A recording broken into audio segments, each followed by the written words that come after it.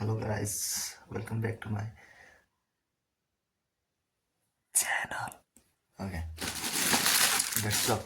let's get into it. Okay. Seduction. The anti-seducer. Anti-seducer. Seducers draw you in by the focused, individualized attention they pay to you. Anti-seducers are the opposite, insecure, self-absorbed, and unable to grasp the psychology of another person. They literally repel. Anti-seducers have no self-awareness and never realize when they are pestering, imposing, talking too much. They lack the subtlety to create the promise of pleasure that seduction requires.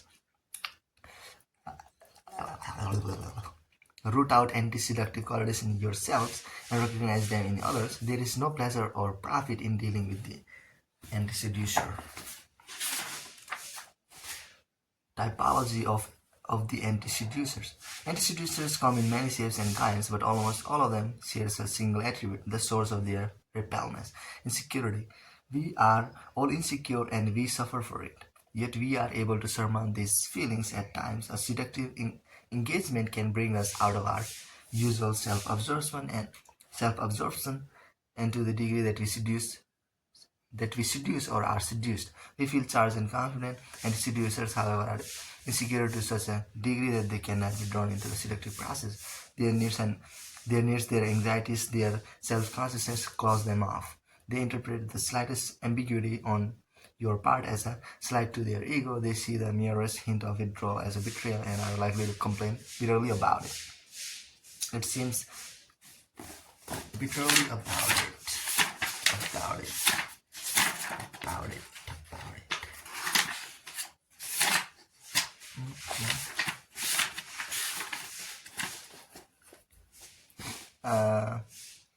It seems easy. Anti-seducers repel, so be repelled. Avoid them.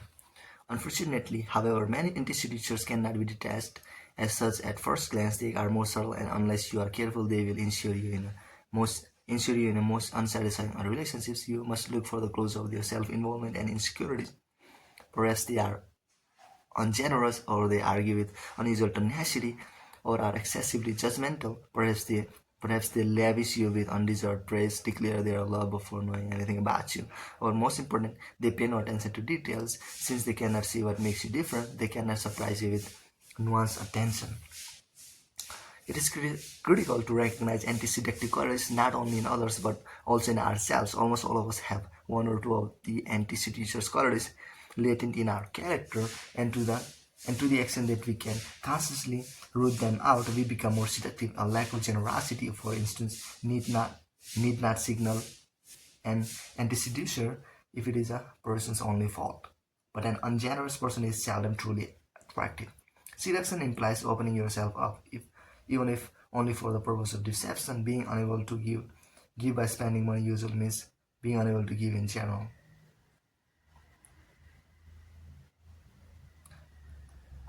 Stamp ungenerosity out. It is an impediment to power and gross sin in seduction. It is best to disengage from anti-seducers early on before they sink their needy tentacles into you. So learn to read the signs. These are the main types. Okay. The brute. If seduction is a kind of ceremony or ritual, part of the pleasure is its duration, the time it takes, the waiting that increases anticipation. Brutes have no patience for such things. They are concerned only with their own pleasure, never with yours. To be patient is to show that you are thinking of the other person, which never feels impressed. Impatience has the opposite effect. Assuming you are so interested in them, you have no reason to wait. Brutes offend you with their egotism. Underneath that egotism, too, there is often a gnawing sense of inferiority, and if you spurn them or make them wait, they overreact. If you suspect you are dealing with a brute, do a test to make that person wait. His or her response will tell you everything you need to know. The suffocator. Suffocators fall in love with you before you even have aware of their existence. The trait is deceptive. You might think they have found you overwhelming, but the fact is they suffer from an inner void. a deep well of need that cannot be filled. Never get involved with supplicators. They are almost impossible to free yourself from without trauma. They cling to you until you are forced to pull back. Thereupon, they smother you with guilt. We tend to idolize a loved one, but love takes time to develop. Recognize supplicators by how quickly they adore you. To be so admired may give a momentary boost to your ego, but deep inside you sense that their intense emotions are not related to anything you have done. Trust this insecurity instincts. A subvariant of the supplicator is the doorman, a person who slavishly imitates you. Spot these types early on by seeing whether they are capable of having an idea of their own. An inability to disagree with you is a bad sign. The moralizer. Seduction is a game and should be undertaken with a light heart. All is fair in love and seduction. Morality never enters the picture. The character of the moralizer, however, is rigid. These are the people who follow fixed ideas and try to make you bend to their standards. They want to change you to make you a better person, or they endlessly criticize and judge. That is their pleasure in life. In truth, their moral ideas stem from their own unhappiness and mask their desire to dominate those around them. Their inability to adapt and to enjoy makes them easy to recognize. Their mental rigidity may also be accompanied by a physical stiffness. It is hard not to take their criticism personally, so it is better to avoid their presence and their poisoned comments. The tight word. Cheapness signals more than a problem with money. It is a sign of something contradicted in a person's character, something that keeps them from letting go or taking a risk. It is the most anti-seductive trait of all, and you cannot allow yourself to give into it. Most tightwads do not realize they have a problem. They actually imagine that when they give someone some paltry crumb, they are being generous. Take a hard look at yourself. You are probably cheaper than you think. Try giving more freely of both your money and yourself, and you will see the seductive potential in selective generosity. Of course, you must keep your generosity under control. Giving too much can be a sign of desperation, as if you are trying to buy someone. The bumbler. Bumblers are self-conscious, and their self-consciousness hidens your own. At first, you may think they are thinking about you, and so much so that it makes them awkward. In fact, they are only thinking of themselves, worrying about how they look or about the consequences for them of their attempt to seduce you. Their worry is usually contagious. Soon you are worrying too about yourself. Rarely reach the final stage of a seduction, but if they get that far, they bundle that up. In seduction, the key weapon is boldness, refusing the target the time to stop and think. Bumblers have no sense of timing. You might find it amusing to try to train or educate them, but if they are still bumblers past a certain age, the case is probably hopeless. They are incapable of getting outside themselves.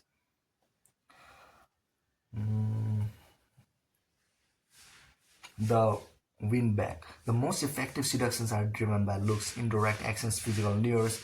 Words have a place, but too much talk will generally break the spell, heightening surface differences and weighing things down. People who talk a lot most often talk about themselves. They have never acquired that inner voice that wonders, am I boring you? To be a windbag is to have a deep-rooted selfishness. Never interrupt or argue with these types that only fuels their windbaggery. At all costs, learn to control your own tongue. The reactor. Reactors are far too sensitive, not to you but to their own egos. They calm your every word and action for signs of a slight to their vanity. If you strategically back off, as you sometimes must in seduction, they will brood and lash out at you. They are prone to whining and complaining. Two very anti-seductive traits. Test them by telling a gentle joke or a story at their expense. We should all be able to laugh at ourselves a little, but the reactor cannot. You can read the resentment in their eyes, erase any reactive qualities in your own character. They unconsciously repel people. The vulgarian. Vulgarians are inattentive to the details that are so important in seduction. You can see this in their personal appearance.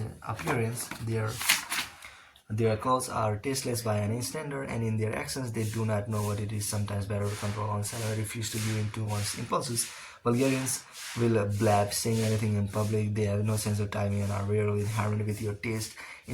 Indiscretion is a sure sign of a vulgarian. Talking to others of your affair, for example, it may seem impulsive, but its real source is their radical selfishness, their inability to see themselves as others sees them. More than just avoiding vulgarians, you must make yourself their opposite. Tact, style, and attention to details are all basic requirements of a seducer. Example of the anti-seducers.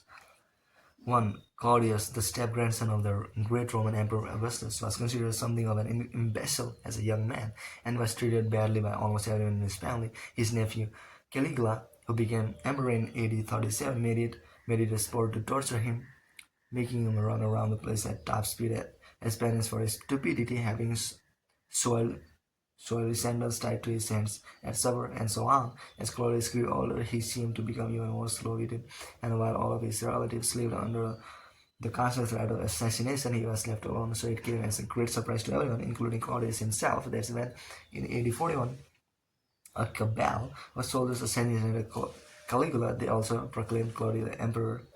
Having no desire to rule, he delegated most of the governing to Confidantes, a group of freed slaves, and spent his time doing what he loved best: eating, drinking, gambling, and whoring.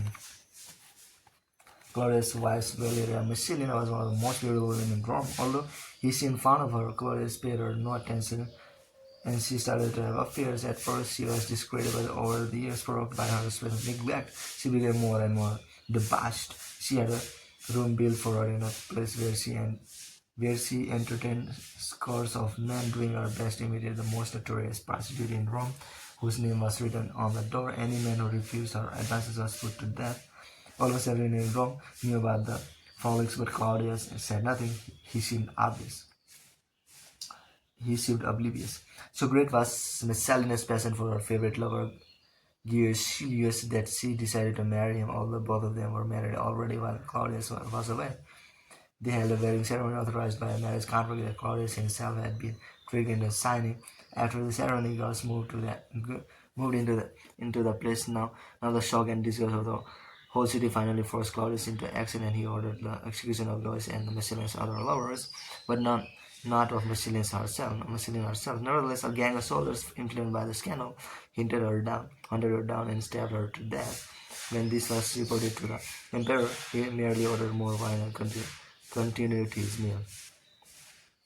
Several nights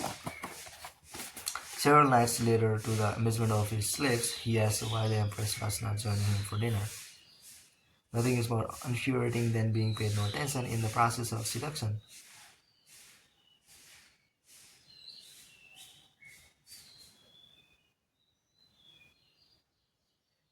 Nothing is more infuriating than being paid no attention in the process of seduction. You may have to pull away at times, subjecting your target to moments of doubt, but prolonged inattention will not only break the seductive spell, it can create hatred. Claudius was an extreme of this behavior. His insensitivity was created by necessity. In acting like an imbecile, he had his ambition protected himself among dangerous competitors, but the insensitivity became second nature. Claudius grew sullenly and no longer noticed what was going on around him. His inattentiveness had a profound effect on his wife. How she wondered, can a man, especially a physically unappealing man like Claudius, not notice me or care about my affairs with other men? But nothing she did seemed to matter to him. Claudius marks the extreme, but the spectrum of inattention is wide. A lot of people say too little.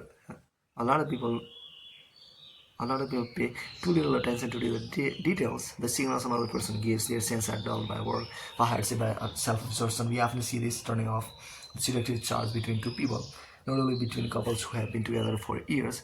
Carried further, it will stir angry, bitter feelings. Often, the one who has been cheated on by a partner started the dynamic by patterns of inattention. 2. In 1639, a French army besieged and took possession of the Italian city of Turin. Two French officers, the chivalrous later Count de Gramont and his friend Mara, decided to turn their attention to the city's beautiful women. The wives of some of Turin's most illustrious men were more than susceptible. Their husbands were busy and kept mistresses of their own. The wife's only requirement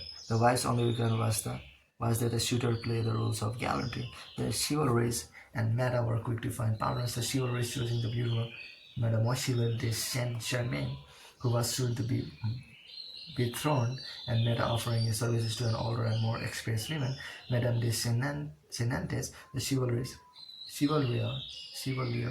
took to wearing green, Meta blue. This brings their lady's favorite colors. On the second day of their courses, the couple visited a palace outside the city. The chevalier was all charming.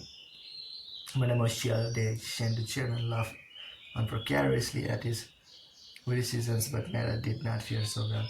He had no patience for his gallery businesses, and when he had met them, Decenentes took a stroll. He squeezed her hand and boldly declared his affections. The lady, of course, was aghast, and when they got back to Turin, she left. She left without looking at him, unaware that he had offended her. Meta imagined that she was overcome with emotion and felt rather pleased with himself at the chivalry of the Carmel, wondering why the peer had parted, visited Madame de Sanentes and asked her how it went. She told him the truth. Meta had dispensed with the formalities and was ready to batter the chevalier. The chevalier laughed and thought to himself how differently he would manage affairs if he were the one wooing the lovely Madame. Over the next few days, Meta continued to misread the signs. He did not pay a visit to Madame de Sanentes' husband, Augusta required. He did not wear her colors when the two went riding together. He went chasing after airs as if they were the more interesting prey, and when he took snuff, he failed to offer her some. Meanwhile, continued to make his forward demonstrations. Finally, Madame had had enough and complained to him directly. Meta apologized. He had not realized his errors. Moved by his apology, the lady was more than ready to resume the courtship, but a few days later, after a few traveling steps at wooing, Meta once again assumed that she was ready for bed. To his dismay, she repeated him as before, "I do not think that women can be mightily offended." Meta told her she will, if one sometimes leaves off traveling, to come to the point, but then the senators would have nothing more to do with it. And the chevalier de Carman, seeing an opportunity he could not pass by, took advantage of her displeasure by secretly courting her properly and eventually winning the favors that Meta had tried to force. There is nothing more anticipated than feeling that someone has assumed that you are theirs, that you cannot possibly resist them. The slightest appearance of this kind of conceit is deadly to seduction. You must prove yourself. Take your time. Win your targets, or perhaps you fear that you are severely offended by a slower pace of it. Lose interest. It is more likely, however, that your fear reflects your own insecurity, and insecurity is always anticipated. In truth, the longer you take, the more you show the depth of your interest, and the deeper the spell you create. In a world of few formalities and ceremonies, seduction is one of the few remnants from the past that remains the ancient patterns. It is a ritual, and its rites must be observed. Haste reveals not the depth of your feelings, but the degree of your self-absorption. It may be possible sometimes to hurry someone into love, but you will only be repaid by the lack of pleasure this kind of love affords. If you are naturally impetuous, do what you can to disguise it. Strangely enough, the effort you spend on holding yourself back may be ready by your target as deeply seductive. 3. In Paris in the 1730s lived a young man named Melchior, who was just of an age to have his first affair. His mother's friend, Madame de Lurcy, a widow of around 40, was beautiful and charming, but had a reputation for being untouchable as a boy. Melchior had been infatuated with her, but never expected his love would be returned, so it was with great surprise and excitement that he realized that now that he was old enough, Madame de Lucier's tender look seemed to indicate a more than motherly interest in him. For 2 months, Melchior trembled in Lucier's presence. He was afraid of her and did not know what to do. One evening, they were discussing a recent play, how well one character had declared his love to a woman. Madame remarked, "Nothing." Melchior's obvious discomfort. She went on, "If I am not mistaken, a declaration can only seem such an embarrassing matter because you yourself have one to make." Madame de Lucier knew full well that she was the force of the young man's awkwardness, but she was a tease. "You must tell me," she said, "with whom you are in love." Finally, Melchior confessed it was indeed Madame whom he desired. His mother's friend advised him to not think of her that way, but she also signed and gave him a long, languid look. Her words said one thing, her eyes another. Perhaps she was not as untouchable as he thought. She was not as untouchable as he thought. As the evening ended, Madame de Luce said she doubted his feelings would lessen. She left young Melchior troubled that she had said nothing about reciprocating his love. Over the next few days, Melchior repeatedly asked Luce to declare her love for him, and she repeatedly refused. Eventually, the young man declared his cause was hopeless and gave up. But a few nights later, Sawyer at her house. Her dress seemed more enticing than usual, and her looks at him stirred his blood. He returned them and followed her around, while she took care to keep a bit of distance, lest others sense what was happening. Yet she also managed to arrange that he could stay without arousing suspicion when the other visitors left. When they were finally alone, she made him sit beside her on the sofa. He could barely speak. The silence was uncomfortable. To get him talking, she raised the same old subject. His youth would make his love for her a passing fancy.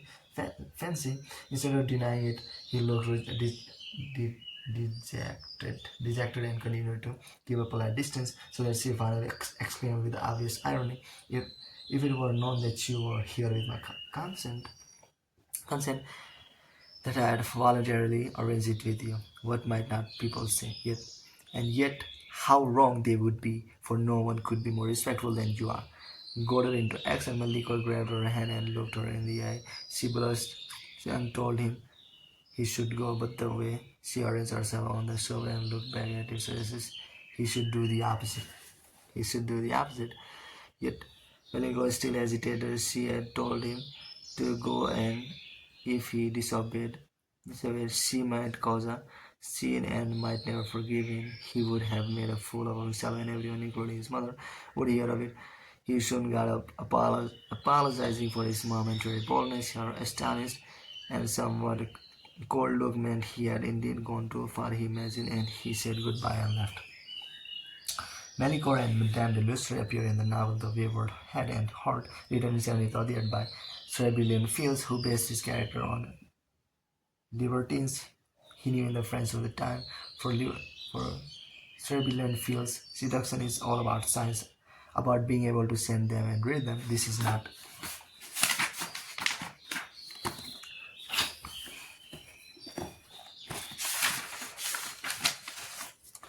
not because sexuality is repressed and requires speaking in court. It is rather because wordless communication through close gesture action is the most pleasurable, exciting, and seductive form of language.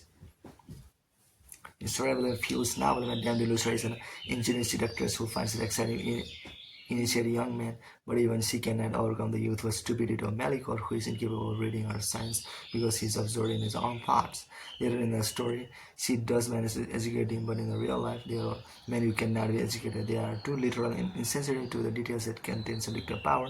They do not so much repel as irritate and infuriate you by their constant misinterpretations, always viewing life from behind the screen of their ego, unable to see things as they really are.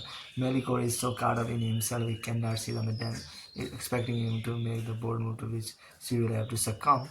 His agitation shows that he is thinking of himself, not of her.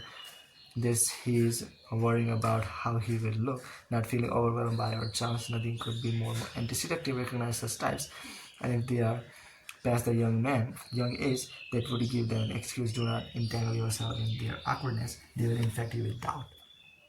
4. In the heated court of late 10th century Japan, the young nobleman Kaoru, purported son of a great seducer Genji himself, had nothing but unfortune in love. He had become infatuated with a young princess Ogimi who lived in dilapidated home in the countryside. Her father having fallen on hard times, that one day he had an encounter with Ogimi's sister Nikanokimi that convinced him she was the one he actually loved. Confused, he returned to court and did not visit the sisters for some time.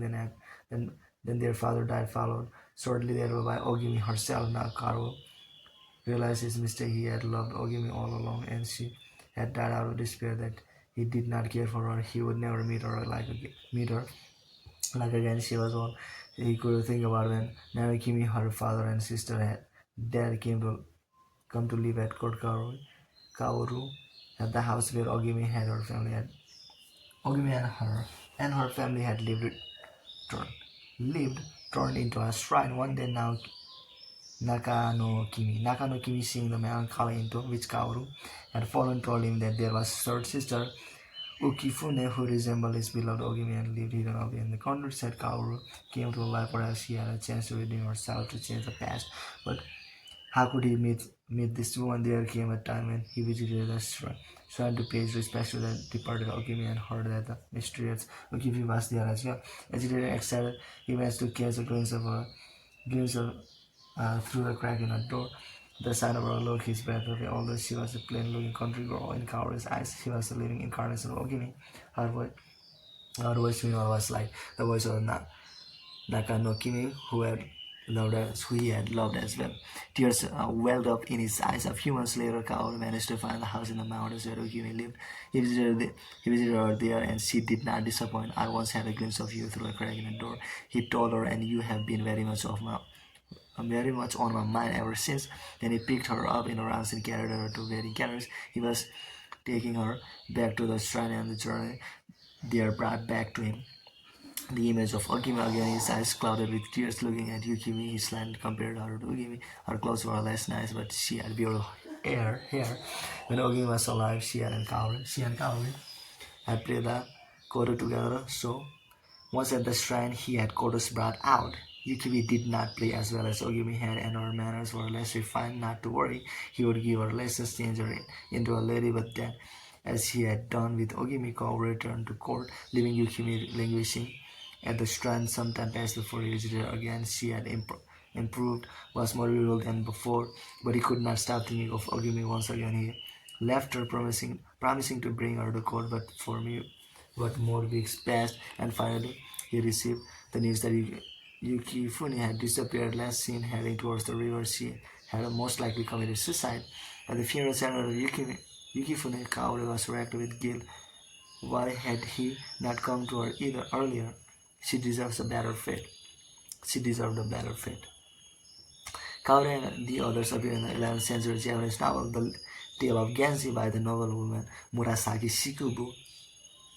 The characters are based on people the author knew, but Kaoru's type appears in every culture and period. These are men and women who seem to be searching for an ideal partner. The one they have never the one they have is never quite right. At first glance, a person excites them, but they soon see faults, and when a new person crosses their path, he or she looks better and the first person is forgotten. These types often try to work on the imperfect mortal who has excited them to improve them culturally and morally, but this proves extremely unsatisfactory for both parties. The truth about this type is not that they are searching for an ideal, but that they are hopelessly unhappy with themselves. You may mistake their dissatisfaction over perfectionist high standards, but in point of fact, nothing will really satisfy them, for their unhappiness is deep-rooted. You can recognize them by their past, which will be littered with short-lived, stormy romances. Also, they will tend to compare you to others and to try to remake you. You may not realize at first what you have gotten into. But people like this will eventually prove hopelessly anti-seductive because they cannot see your individual qualities. Cut the romance off before it happens. These types are closet sadists and will torture you with their unreachable goals. 5. In 1762, in the city of Turin, Italy, Giovanni Giacomo Casanova made the acquaintance of one Count Abi, a Milanese gentleman who seemed to like him enormously. The Count had fallen on hard times, and Casanova lent him more money. In gratitude, the court invited Casanova to stay with him and his wife in Milan. His wife, he said, was from Barcelona. Was from Barcelona and was admired far and wide for her beauty. He showed Casanova her letters, which had an intriguing wit. Casanova imagined her as a prize worth seducing. He went to Milan. Arriving at the house of Count Abi, Casanova found that the Spanish lady was certainly beautiful, but that she was also quiet and serious. Something about her bothered him. As he was unpacking his clothes, the Countess saw a stunning red dress streaming with stable among his belongings. It was a gift, Casanova explained, for many Milanese lady who won his heart. The following evening at dinner, the Countess was thoroughly more friendly, teasing and bantering with Casanova. She described the dress as a bribe. He would use it to persuade a woman to give in to him. On the contrary, said Casanova, he only gave gifts awkward as tokens of his appreciation. That evening, in a carriage on the way back from the opera, she asked him if a wealthy friend of hers could buy the dress, and when he said no, She was extremely vexed, sensing her game. Casanova offered to give her the stable dress if she was kinder. This only made her angry, and they quarreled. Finally, Casanova had enough of the Countess' moods. He told the dress of 15,000 fences on her wealthy friend, who in turn gave it to her, as she had planned all along. But to prove his lack of interest in money, Casanova told her Countess he would give her the 15,000 fences, no string attached. You are a very bad man, she said, but you can stay. You amuse me. She resumed her coquettish manner, but Casanova was not fooled. It is not my fault, madame, if your charms have so little power over me, he told her. Here are 15,000 fences to console you. He laid the money on a table and walked out, leaving the Countess fuming and vowing revenge. When Casanova first met the Spanish lady, two things about her repelled him. First, her pride. Rather than engaging in the give and take of seduction, she demanded man's subjection. Pride can reflect self-assurance, signal that you will not abase yourself before others, just as fallen though it seems for an inferior complex, which demands that others abase themselves before you. Seduction requires an openness to the other person, a willingness to bend and adapt. Excessive pride without anything to justify it is highly anti-seductive. The second quality that disgusted Casanova was the Countess' greed. Her coquettishness little games were designed only to get the dress. She had no interest in romance. For Casanova, seduction was a light-hearted game that people play for their mutual amusement. In a scheme of things, it was fine if a woman wanted money and gifts as well. He could understand that desire, and he was a generous man, but he also felt that this was a desire. A woman should disguise. She should create the impression that what she was after a pleasure. The person who is obviously angling for money or other material reward can only repel if that is your intention. If you are looking for something other than pleasure, for money, for power, never show it. The suspicion of an ulterior motive is anti-seductive. Never let anything break the illusion. 6. In 1868, Queen Victoria of England hosted her first private meeting with the country's new Prime Minister, William Gladstone. She had met him before and knew his reputation as a moral absolutist, but this was to be a ceremony and exchange of pleasantries. Gladstone, however, had no patience for such things at first. At that first meeting, he explained to the Queen his theory of royalty. The Queen, he believed, had to play an exemplary role in England, a role she had lately failed to live up to, for she was overly private. This lecture set a bad tone for the future, and things only got worse. Soon Victoria was receiving letters for Gladstone addressing the subject in even greater depth. Half of them she never bothered to read, and soon she was doing everything she could to avoid contact with the leader of her government. Leader of the government. If she had to see him, she made the meeting as brief as possible. To that end, she never allowed him to sit down in her presence, hoping that a man his age would soon tire and leave. For once he got going on a subject dear to his heart, he did not notice your look of disinterest or the tears in your eyes from yawning. His memoranda on even the simplest of issues would have to be translated into plain English for her by a member of her staff. Worst of all, Gladstone argued with her, and his arguments had a way of making her feel stupid. So she soon learned to nod her head and appeared to agree with whatever abstract point he was trying to make. In a letter to her secretary referring to herself in the third person, she wrote, she always felt in Gladstone's manner an overbearing obstinacy and imperiousness which she never experienced from anyone else, and which she found most disagreeable. Over the years, these feelings hardened into an unwaning hatred. As the head of the Liberal Party, Gladstone had a nemesis, Benjamin Disraeli, the head of the Conservative Party. He had considered Disraeli immoral, a devilish Jew. At one session of Parliament, Gladstone tore into his rival, scoring point after point, as he described where his opponent's policies would lead, growing angry as he spoke. As usually happened when he tailed of Disraeli, he pounded the speaker's table with such force that pens and papers went flying. Through all of this, Disraeli seemed half asleep. When Gladstone had him finished, he opened his eyes, rose to his feet, and calmly walked up to the table. "The right honourable gentleman," he said, "has spoken with much passion, much eloquence, and much violence." Then, after a drawn-out pause, he continued, "But the damage can be repaired," and he proceeded to gather up everything that had fallen from the table and put them back in place. The speech that followed was all the more masterful to its calm and ironic contrast to Gladstone's. The members of Parliament were spellbound, and all of them agreed he had won the day. If Disraeli was the consummate social seducer and charmer. If Disraeli was the consummate social seducer and charmer, Gladstone was the anti-seducer. Of course, he had supporters, mostly among the more puritanical elements of society. He twice defeated Disraeli in a general election, but he found it hard to broaden his appeal beyond the circle of believers. Women in particular found this insufferable. Of course, they had no vote at the time, so they were little political liability, but Gladstone had no patience for a feminine point of view. A woman, he felt, had to learn to see things as a man did, and it was his purpose in life to educate those he felt were irrational or abandoned by God.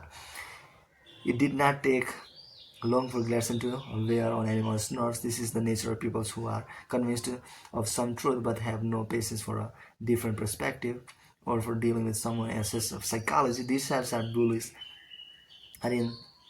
and in the short term they often get their way, particularly among the less aggressive, but they stir up a lot of resentment, unspoken antipathy, which eventually trips them up. People see through their righteous moral stance, which is most often a cover for a power play. Morality is a form of power. A seducer never seeks to persuade directly, never persuades his or her morality, never lectures or imposes. Everything is subtle, psychological, and indirect. Symbol: the crab. In a harsh world, the crab survives by its hardened shell, by the thread of his pincers, and by burrowing into the sand. No one dares to get too close, but the crab cannot surprise its enemy and has little mobility. Its defensive strength it is supreme. It imitates. Its defense strength is its supreme limitation.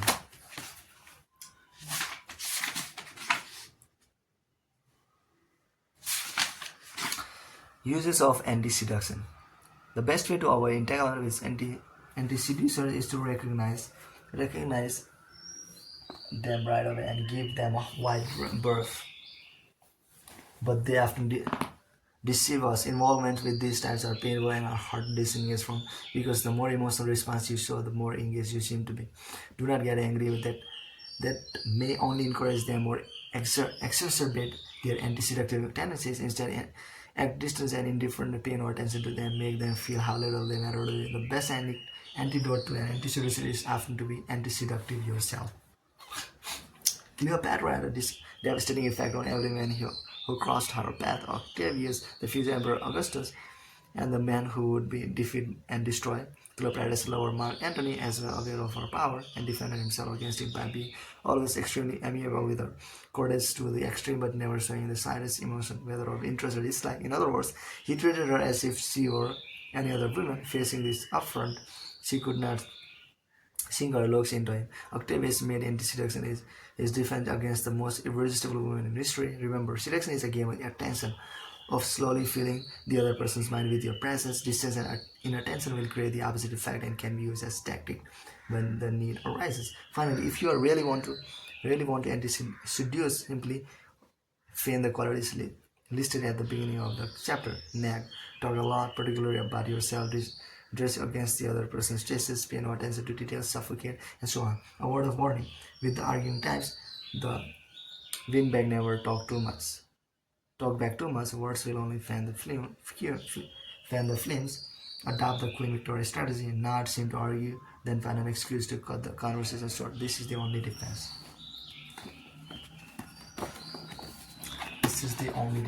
Okay. Tomorrow is the seductive types. The seducers, victims, 18 types.